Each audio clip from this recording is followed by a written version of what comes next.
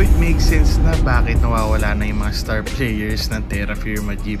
Kung bakit in-raid na si Stephen Holt, pati si Isaac Cruz sa Ginebra. Kung bakit pinabayaan na nila si Jordan Heading mapunta sa Converge Fiber Xers. Kung bakit in-raid si Andreas Kahilig, pati si Wami Chongson sa San Miguel Birmin. Meron na kasing papalit sa kanila. Mukhang ibibenta na talaga ng Terra Firma ang team nila sa Star Horse Shipping Lines.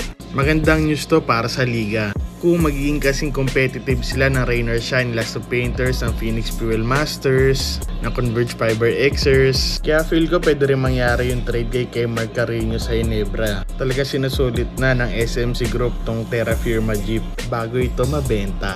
Gumawa ko ng poll sa Instagram, napalitan ba ng Star Horse ang isang team sa PBA?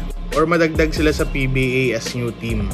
At mayroong mga PBA players na gusto na add na lang yung team na to as a new team. Hindi ko sila masisi kung bakit gusto nilang mag-add na isang team sa PBA. Syempre dagdag trabaho to para sa mga PBA players. Pero ako mas pabor akong palitan nila yung Terra Firma Jeep para mawala na yung farm team.